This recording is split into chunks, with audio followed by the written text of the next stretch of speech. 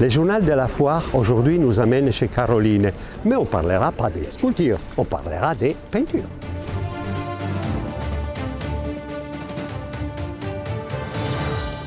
Caroline, bienvenue chez nous.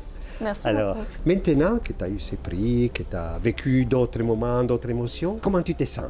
Déjà, je me sens très bien et puis très heureuse parce que notre métier est complètement valorisé grâce à cette démarche du SNCAO. Enfin, grâce à vous tous, on a pu, en tant que jeune antiquaire, montrer quel est notre métier, qu'est-ce que ça implique aussi comme investissement personnel, quelles sont les issues aussi de ce métier, les aboutissements. Enfin, ça permet de mettre en valeur aussi des artistes, des objets oubliés et ça, c'est formidable.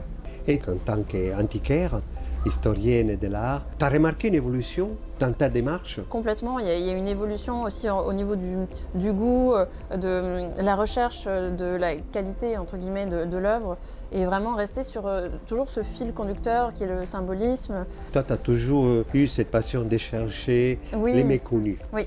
Et les faire ressurgir. Exactement. Moi, je trouve que justement, en fait, il y a eu au 19e siècle, qui est un siècle qui m'a toujours passionnée, tellement d'artistes et tellement de courants que déjà, je dis même dans un seul courant, on va dire qu'il y a 60% des artistes qui sont passés dans l'oubli.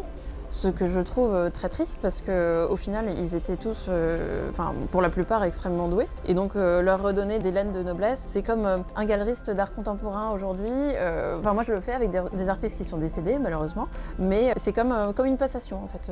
C'est un relais dans l'histoire et je suis contente d'être actrice de cette étape-là, en tout cas. Nous aussi.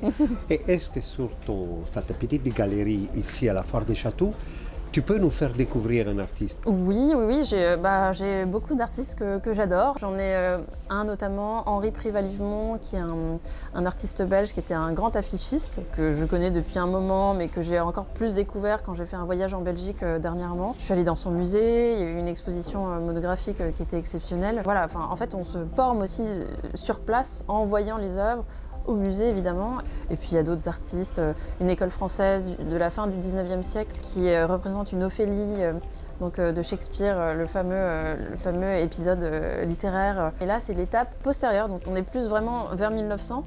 Et donc là c'est l'étape où son âme s'élève dans les cieux plutôt que juste avant sa mort par suicide dans la rivière. Donc ça c'est particulier comme moment de représentation aussi.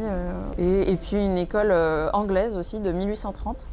Une jeune tragédienne pensive à son balcon. Et je suis contente de voir qu'il y a beaucoup de clients qui ont cette même sensibilité-là. C'est le romantisme dans toute sa splendeur. Voilà. Je pense que vous avez envie d'aller voir le romantisme, la fenêtre ouverte sur le romantisme, sur l'amour. On va y aller, comme ça vous allez découvrir avec nous.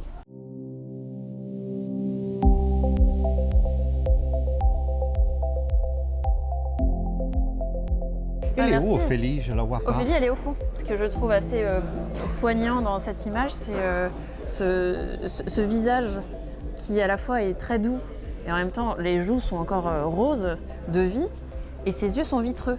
Donc c'est fou, on voit qu'elle vient de mourir et que son âme s'élève vraiment vers les cieux. C'est d'une grande douceur et c'est une thématique qu'on a beaucoup retrouvée. Parmi des fleurs en plus. Voilà. Après, ensuite, tu m'as parlé aussi de... La tragédienne pensive. Donc voilà, ça c'est école anglaise de 1830. On est plus dans une représentation vraiment très théâtrale, voilà, avec ce masque au niveau de ses pieds. Les détails aussi sont impressionnants. On a tout ce qui est la parure, on a toutes les caractéristiques de l'époque. Pliage de la soie, oui. La brillance. On voit qu'elle glisse en fait. Oui.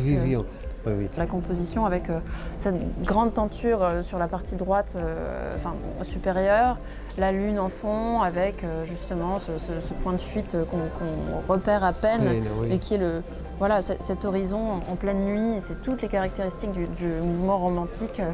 Et en fait, ce qui est intéressant aussi, c'est la douceur du visage qui contraste avec le reste du traitement des vêtements, des choses comme ça. Et après, toi, tu bascules complètement sur Gaïa. Voilà. Qui n'a strictement rien à voir. Ah non, rien à voir. Mais il pourrait très bien cohabiter. Hein. Ah oui, oui, tout à fait.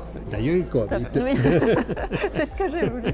Alors Des- sur des- Marcel Gaillard, lui c'est un artiste qui a une vie assez tourmentée, qui a été recherché plusieurs fois par la police, qui s'est été retrouvé à Dieppe à un moment. Et c'est là-bas qu'il a commencé à développer une technique autour du pochoir. Et donc on est vraiment en 1900-1910 par là. Et sur cette technique du pochoir, justement, il faisait des cartes postales qu'il vendait dans des cafés. Il a commencé une série de dessins au pochoir qu'il a fait en général plutôt en Normandie, Bretagne, ce genre de région qui l'inspirait beaucoup. Voilà. J'espère que vous avez compris qu'est-ce que c'est le mot passion. Passion de l'art. Ici à Château, on trouve cela. Donc, n'oubliez pas de vous abonner à notre chaîne, likez et venez nous voir par la simple raison que vous serez vraiment satisfait de ce voyage. Pour vous saluer. Ciao! Au revoir.